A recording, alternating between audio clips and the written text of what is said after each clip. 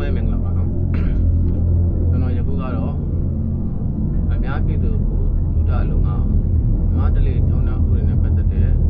ပဒေကိုသူရများကိုမျှဝေသွားမှာဖြစ်ပါတယ်လူမှုပုံဝင်ခြင်းမှာအထင်များတဲ့လင်များထိန်းများတာကွာရှင်းတာတွေရှိပါတယ်အခုတည်းမှာခုပြောမဲ့ဥပဒေကြောင့်ရောက်တော့လင်များကွာရှင်းနိုင်တဲ့အကြောင်းအရာတွေကိုကျွန်တော်မျှဝေသွားမှာဖြစ်ပါတယ်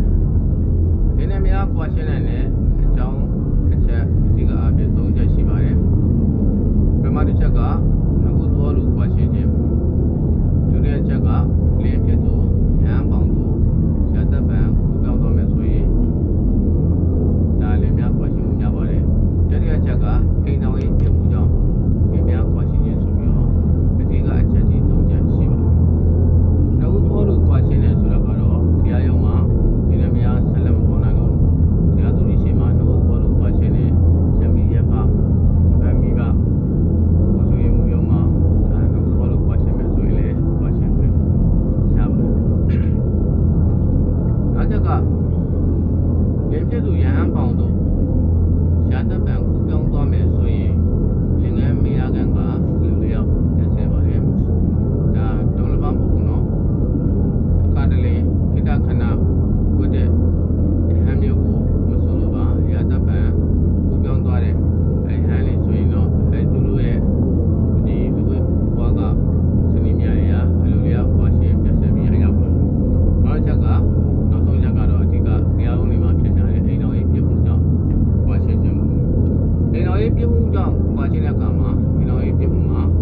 တာမန်အိမ်တော်ရေးပြမှုနဲ့ကြီးလေးသောအိမ်တော်ရေးပြမှုဆိုတာရှိပါတယ်တာမန်အိမ်တော်ရေးပြမှု၅မျိုးရှိပါတယ်ပထမတစ်မျိုးကတော့ရက်ဆက်မှုနံပါတ်1ကရက်ဆက်မှုနံပါတ်2ကလင်ကြီးဖောက်ပြန်မှုယောက်ျားဖြစ်သူကဖောက်ပြန်မယ်ဆိုရင်လည်းကွာရှင်းခွင့်ရပါတယ်နံပါတ်3ကဒုတိယမယားယူမှု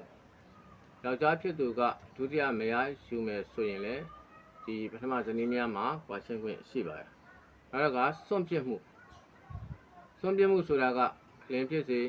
မယားဖြစ်စေစွန့်ပစ်သွားမယ်ဆိုရင်တော့တတ်မှတ်ကာလအတိုင်းတာမယားဆိုရင်မယားကပြင်ကိုစွန့်ပစ်မယ်ဆိုရင်ဒီနေ့လင်ကနေပြီးတော့မယားကိုစွန့်ပစ်မယ်ဆိုရင်3နှစ်ပြည့်မြောက်တဲ့အချိန်မှာလင်မယားကွာရှင်းခွင့်ကိုတရားရုံးမှာတောင်းဆိုနိုင်ပါတယ်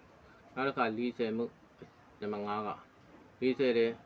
ဘယ်လိုလဲဆိုတော့အိမ်အောင်ရှိတဲ့နဲ့အိမ်အောင်မရှိပါဘူးကျွန်တော်လူပြပါဆိုပြီးတော့